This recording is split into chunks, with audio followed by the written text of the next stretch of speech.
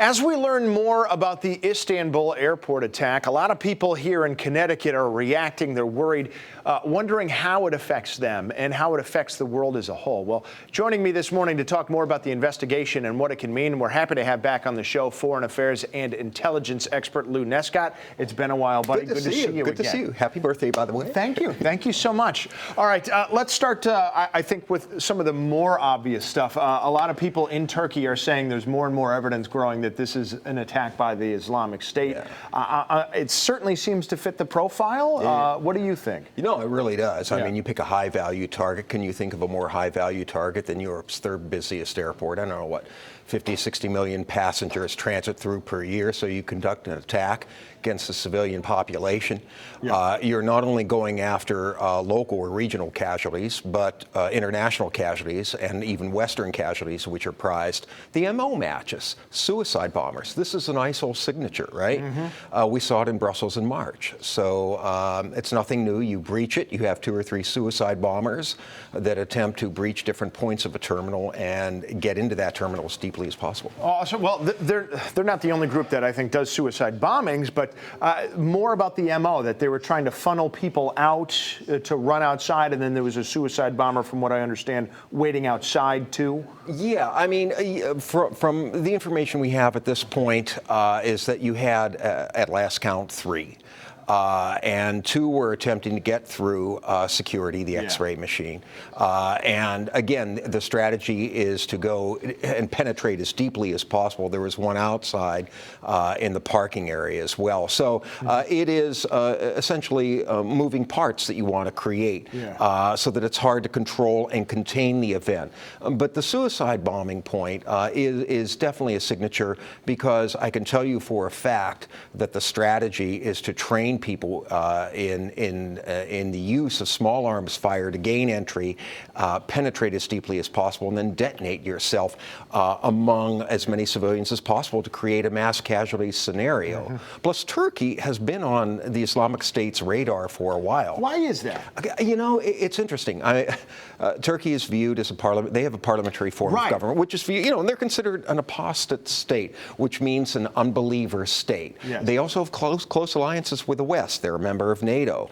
They still have aspirations, I believe, at joining the European Union, which is really interesting given the British exit last week, to increase the market for their goods and services.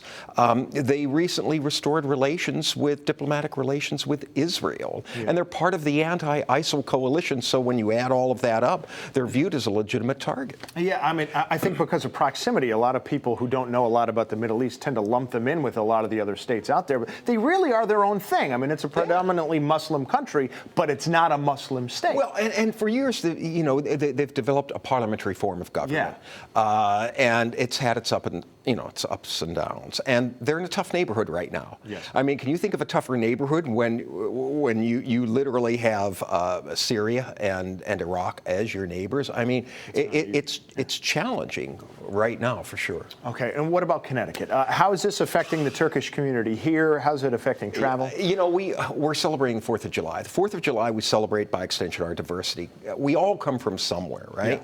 Yeah. And here in Connecticut, proudly, we're a diverse state. There's an active Turkish population here. There's a Turkish Cultural Center here that presses for greater understanding between the U.S. And Turkey.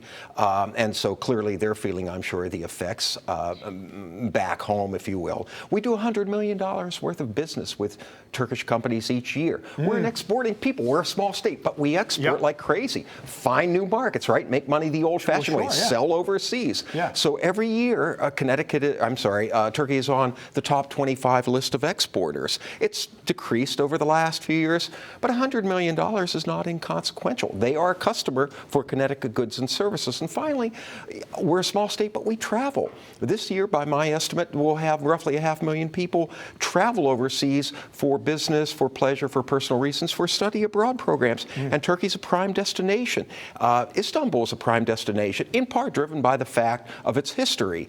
For the Christian communities and for the Islamic communities, they share a history going back to the 7th century, and that may make it a legitimate target as well.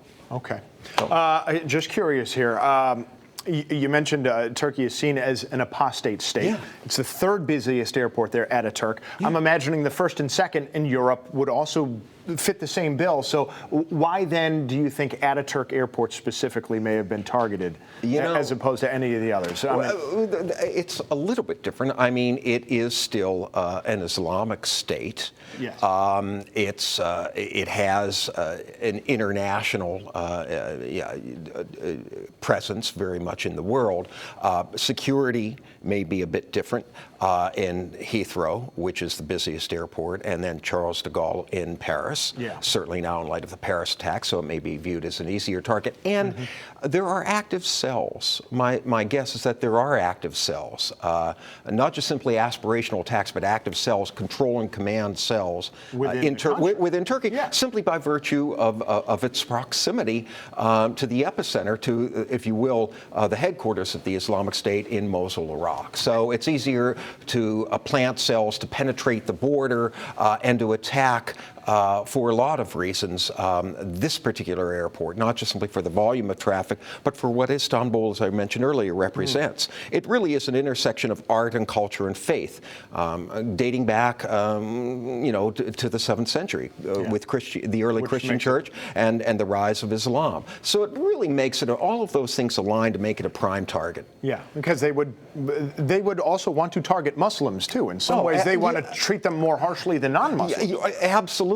An apostate is viewed with the same kind of hate as any infidel or unbeliever who never confessed the faith. Yes. And you're right. I mean, from the inside, certainly the hate and the judgment that deserving of death really makes anyone who's in the faith and viewed as an apostate a primary target. Real quickly, are we going to see more these airport suicide bombing attacks? Airports are prime targets. Yeah. And before 9/11, we're not having this conversation, let's be clear, because of 9/11. Airports have always been prime targets. They're intersections of commerce, of tourism, of students. Think about it. And we've had airport hijackings in the 60s, airport attacks as well before 9/11. So yeah, they're prime targets. It's a great way to get the entire world mad at you by hitting a lot of ways at once. I think some people would say, why would they want to do that? You could make the argument that's exactly what they're trying to do. Yeah. If you want to, part of your narrative, we hit your airport. If you want to create fear and trembling, if you want to somehow rattle a country's stability to the core, you attack its airport. You conduct a high-profile attack. Maybe it means a difference in business, a decrease in business. Maybe it undermines travel and tourism, which Turkey depends upon. So there is a strategy. It just simply wasn't picked out of the air. It was carefully crafted. They had the will and the capacity to conduct this attack. It's a great way to just get the average citizen to say, that could have been me, probably more than any other time. Well, that's what they want you to say. And the only response to that is to say, you know what, I'm still going to travel. And we do. Connecticut, we're a small state, but by God, whether we get in a car or travel overseas, we do it. Business, pleasure, studying abroad, students, you name it. Okay, Lou, thank you so much. Good to see you. Take care of yourself, okay? Stay safe. I will. We'll see you again soon.